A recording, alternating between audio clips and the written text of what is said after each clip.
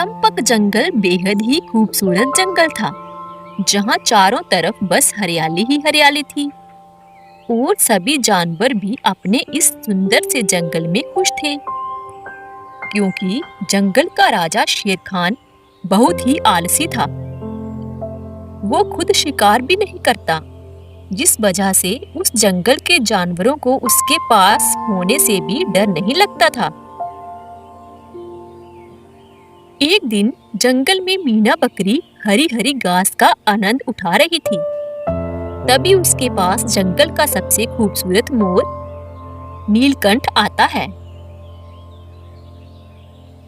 अरे देखो ना मीना, मौसम कितना अच्छा है और इस मौसम में मुझे नाचने का मन कर रहा है। हाँ, मौसम तो वैसे भी बहुत ही खूबसूरत है और तुम लग भी बहुत प्यारे रहे हो। मैं तो हूँ ही प्यारा, मुझसा सुंदर इस जंगल में और कोई दूसरा नहीं है और ना ही होगा।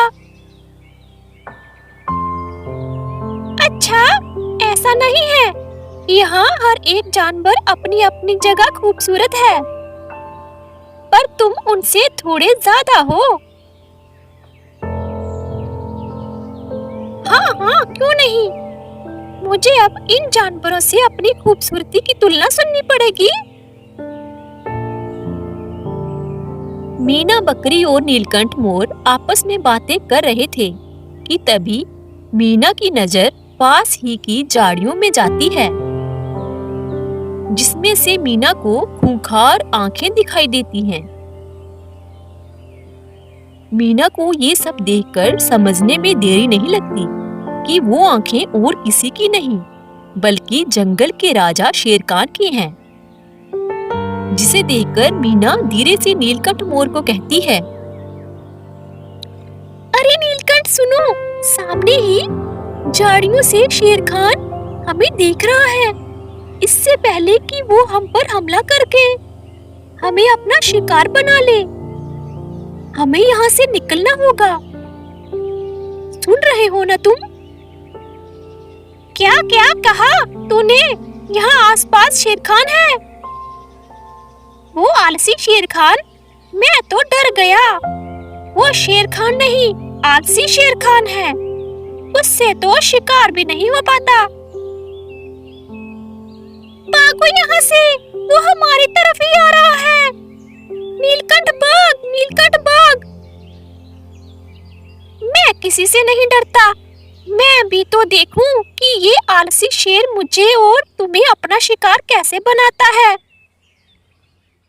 इतना सुनते ही शेर खान जैसे ही उनके शिकार को छलांग लगाता है, वो ना तो नीलकंठ मोर को और ना ही मीना बकरी को पकड़ पाता है, बल्कि बीच में ही गिर पड़ता है और गिरते हुए खुद से कहता है, अरे मेरी कमर, अभी तो मैं यहाँ से जा रहा हूँ, पर बाद में जरूर आऊंगा। हाँ हाँ, बड़ा आया नीलकंठ का शिकार करने वाला। बाल बाल बचे आज तो, वरना या तो आज ये तुम्हारा या मेरा शिकार कर लेता। मेरा शिकार सपने में भी नहीं कर सकता, हाँ, पर तुम्हारा कर सकता है। चलो, तुम्हारी किस्मत अच्छी है।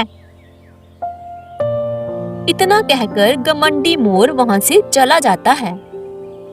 नीलकंठ को अपनी सुंदरता पर बहुत घमंड था और जंगल के सभी जानवरों को नीचा दिखाया करता। एक दिन नीलकंठ जंगल में घूम रहा था, तभी उसे बुलबुल दिखाई देती है, जिसे देखकर नीलकंठ खुद की खूबसूरती के कसीदे पढ़ने लगता है। अरे इस जंगल में भी कितनी धूल मिट्टी हो गई है, मेरे पंख खराब हो रहे हैं। अरे बुलबुल, तुम कैसी हो? मैं तो अच्छी हूँ, पर तुम्हें देखकर मेरा दिन खराब हो गया। क्या बोली? क्या बोली? मुझे देखकर तेरा दिन खराब होता है? अरे मुझे देखने के लिए तो लोगों की आंखें तरस जाती हैं। आंखें, और तू है कि कह रही है कि मुझे देखकर तेरा दिन खराब हो जाएगा। बेरंग कहीं की, खुद तो ऊपर से नीचे तक काली कलूटी है। जो तुझे देख ले उसे तो अंधेरे के सिवा कुछ नजर ही ना आए। हाँ, खुद तो खूबसूरती के गुणगान गाता रहता है। खुद के पैरों को देखा है। जितना तेरा शरीर सुंदर है उससे कहीं ज्यादा बदसूरत तेरे ये पैर हैं। तो जैसे अहंकारी पक्षी को तो उड़ना भी नहीं आता और बात करता है, मैं ये हूँ, मैं वो हूँ, चल निकल यहाँ से। बुलबुल की बातें सुनकर नीलकंठ को गुस्सा आ रहा था। अभी तेरा बहुत हो रहा है बुलबुल। इससे पहले कि मुझे गुस्सा आ जाए तू मेरी नजरों से दूर चली जा। नीलकंठ गुस्से में आगे बढ़ जाता है और बुलबुल भी वहां से चली जाती है। उधर शेर खान की कमर में मोच आ गई थी। उसकी कमर की मोच को दूर करने के लिए उसकी कमर पर बैठा था बज्जू बंदर, जो उसका बहुत बड़ा चमचा था। आज तुझे जंगल के सभी जानवरों को कहना है कि शेर खान का बुलावा आया है। मैं भी जंगल का राजा हूँ। मेरी आज्ञा का पालन जंगल के जानवरों को करना होगा। कितना मूर्ख जंगल का राजा है। खुद तो आलसी है और उम्मीदें देखो इसकी, शिकार खुद चलकर आएगा। मुझे क्या, मुझे तो ये बात जानवरों तक पहुँचानी है। फिर बज्जू जंगल में जाता है और सभी जानवरों से कहता है,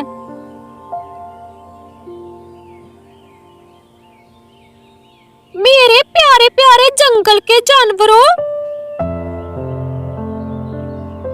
तुम में से किसी एक को शेर खान ने याद किया है। तो चलो, कौन चलना चाहेगा मालिक के पास शिकार बनने के लिए? अरे भला शेर खान के पास हम क्यों जाएं? हाँ, हम उस आलसी शेर खान के पास क्यों जाएं? अगर उसे शिकार करना है तो वो खुद यहाँ जंगल में आकर शिकार करे। शेर खान का बस नाम रह गया है इस जंगल में। तुम उससे जाकर कह दो कि यहाँ अब उसकी दाल गलने वाली नहीं है। हाँ, सही कह रहा है मोती हिरन। और अगर शेर खान सच में यहाँ आ गया और उसने सच में किसी जानवर का शिकार कर लिया, मुझे तो बहुत डर लग रहा है। बज्जू को मीना बकरी की बात बहुत पसंद आती है। सारे जानवरों में मुझे ये बकरी बहुत समझदार लगती है। बताओ मीना, तुम शेर खान का शिकार बनने को तैयार हो तो चलो मेरे साथ। बस मैं अपने बच्चों को आखिरी बार देख लूं, उन्हें आखिरी बार अलविदा कह दूं। हाँ हाँ ठीक है, तुम्हें जो नौटंकी करनी है कर लो। मीना जैसे ही अपने बच्चों से मिलने जाने लगती है, नीलकंठ उसे रोकते हुए कहता है, आज तो मैं जाऊंगा शेर खान की गुफा में और उसे मजा चखा कर आऊंगा। वो तो सही में 2 कदम चल भी नहीं पाता। वो मुझे या किसी और को क्या खाएगा? अरे क्या बात है, मैं भी यही चाहता हूँ कि शेर खान का घमंड टूटे। चलो जल्दी मेरे साथ, समय बर्बाद मत करो। नहीं नहीं नीलकंठ, तुम मत जाओ। वो शेर खान है, आलसी है तो क्या हुआ, वो शिकार करना थोड़ी ना भूला है। जंगल के सभी जानवर नीलकंठ को समझाते हैं कि शेर खान के पास जाना किसी मुसीबत से कम नहीं है, पर नीलकंठ किसी की बात नहीं सुनता। वो शेर खान की गुफा में जाकर शेर खान को उकसाने लगता है। शेर खान भी थोड़ी देर तक नीलकंठ को आराम से देखता है, लेकिन वो भी भूखा था। वो नीलकंठ को देखकर उस पर एक झपट्टा मारता है और उसकी गर्दन को मरोड़ देता है, जिससे नीलकंठ वहीं दम तोड़ देता है और एक घमंडी मोर का वहीं अंत हो जाता है, क्योंकि वो तो शेर खान को आलसी समझ रहा था, लेकिन शेर खान तो भूखा था। वो भी मोर को अपना शिकार बनाकर अपनी भूख मिटाता है।